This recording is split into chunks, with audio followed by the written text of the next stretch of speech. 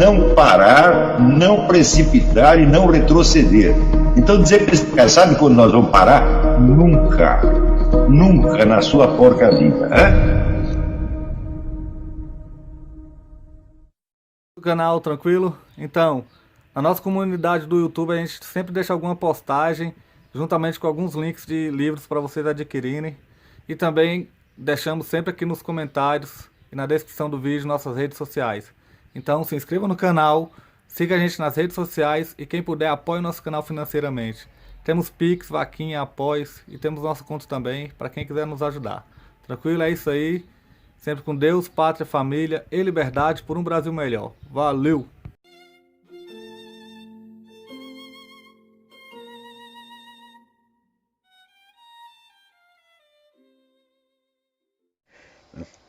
Então, ninguém escapa facilmente a essas coisas. A gente precisa de um certo tempo para meditar e perceber o que está acontecendo. Note bem, quando a pessoa é jovem, ela não tem substância biográfica. Quer dizer, não aconteceram coisas suficientes na vida. Ou, se aconteceram, ela não parou para pensar o suficiente. Porque pelo próprio fato do interesse que a pessoa jovem tem na vida presente, faz com que ela desvalorize facilmente aquilo que se passou com ela alguns anos antes e não pense muito naquilo. Então, quer dizer, esta falta de substrato biográfico faz com que a pessoa jovem viva mais num mundo de palavras, símbolos e imaginações do que no mundo real. A própria experiência de realidade, eu acho que é uma coisa que precisa um certo tempo para que você compreenda o que é a realidade. Quer dizer, você precisa ter se chocado insistentemente com certas impossibilidades, como se fosse um muro, tá certo? E você precisa ter testado as coisas sob muitos aspectos, não digo intelectualmente, não é questão de opiniões, mas é questão de experiência mesmo, para que daí você, aos poucos, você consiga distinguir o que é a realidade, uma realidade efetiva e o que é o mundo dos seus pensamentos e o mundo, sobretudo, da ilusão coletiva, da ilusão grupal. Não é isso? As pessoas que se dedicam às ciências naturais, elas adquirem um certo treino nisso, porque a observação do mundo físico, né, acaba ensinando para elas que as coisas se passam de determinadas maneiras objetivamente, e às vezes não tem nada a ver com aquilo que nós estamos pensando. Por exemplo, eu me lembro que uma vez um amigo meu, que era um entomologista, ele disse: eu vou fazer uma experiência aqui com você. Ele demarcou um terreno de 40 centímetros por 40 centímetros e disse: eu vou mostrar para você toda a população de insetos que tem aqui. Eu não estava vendo inseto nenhum.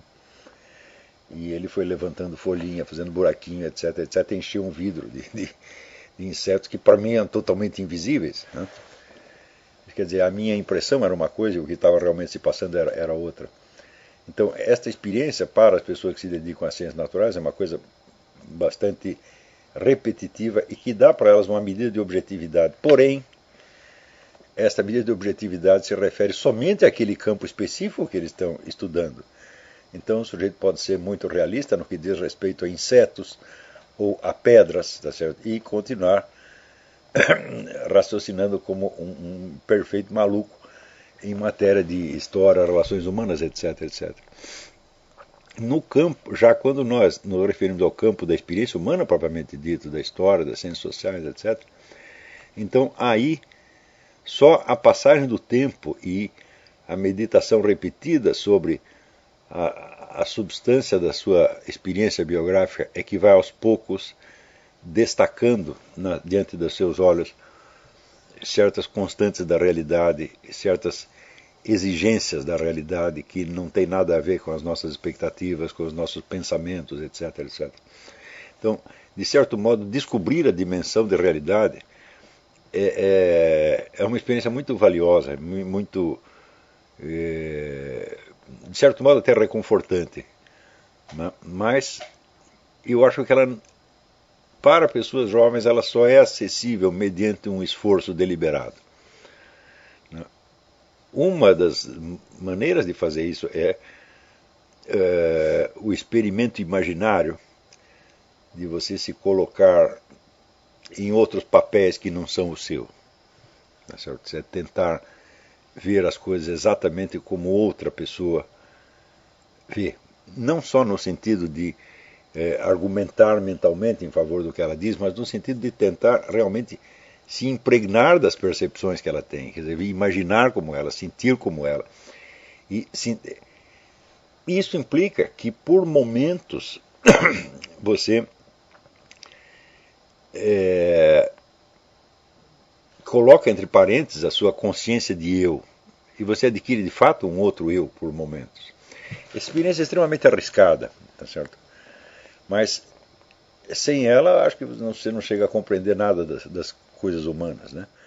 Eu aprendi um pouco com isso, graças, eu já contei a vocês, o negócio do método Stanislavski, mas nem o método Stanislavski basta, porque no caso do método você está treinando apenas para representar um papel no palco, e não é disso que eu estou falando.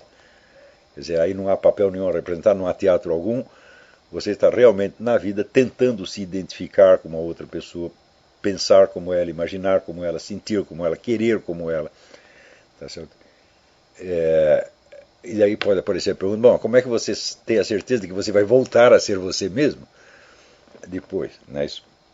Bom, esta é uma das experiências que nos dão a medida do que é realidade, porque você volta a ser você mesmo necessariamente.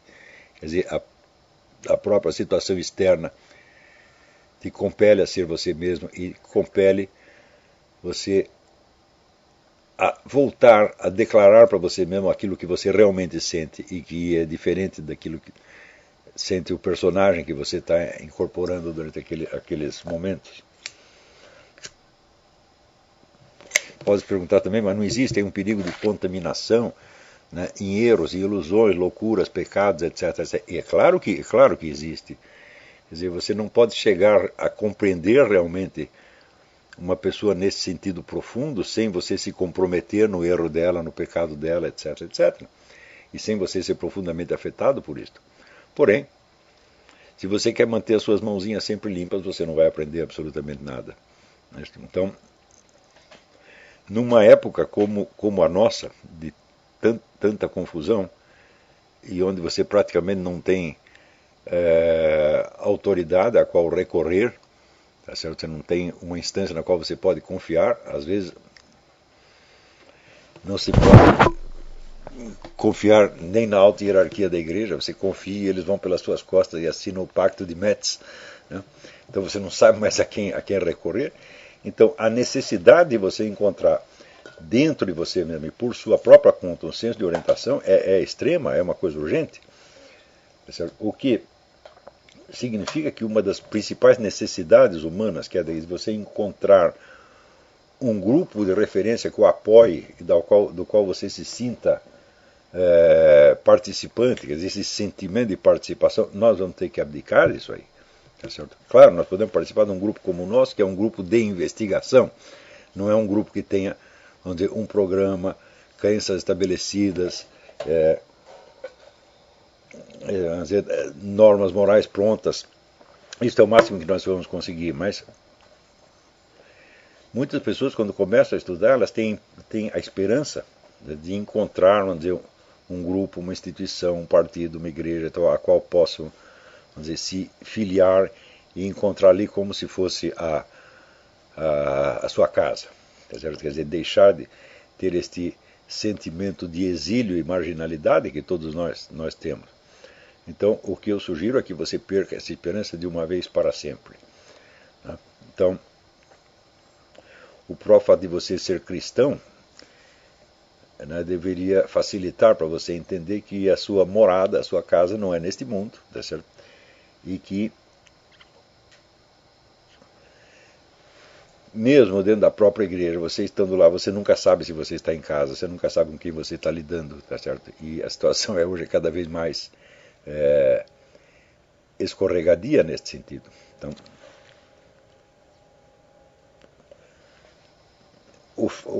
vocês aqui, é claro, vocês estão participando de um grupo e eu mesmo fico feliz de ter criado tantas relações humanas entre os estudantes, né? Isso de certo modo, importante. Porém, vocês têm que se persuadir de que aquilo que os juntou é o desejo de entendimento, é o esforço de entendimento, é a busca permanente, tá certo?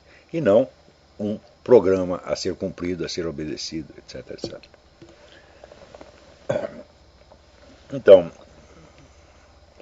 eu não tenho nenhuma dificuldade de me situar do ponto de vista do Sr. Júlio Lemos, porque ele já foi o meu em outras épocas, né?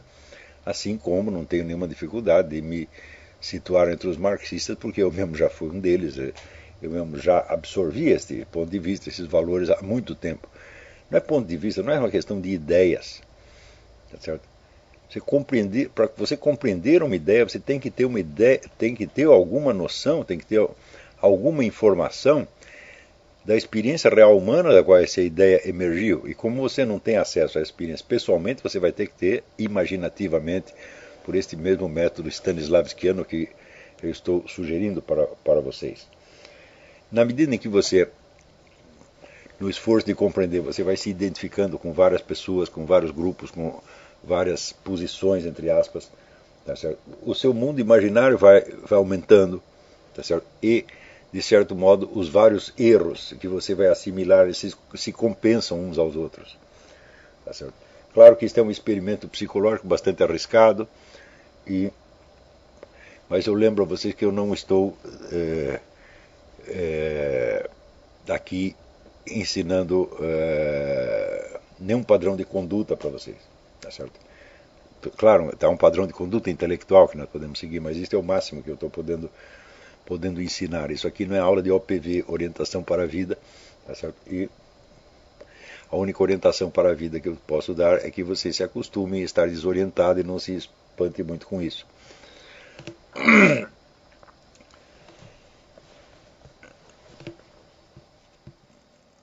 Então, eu vou ler esse texto e...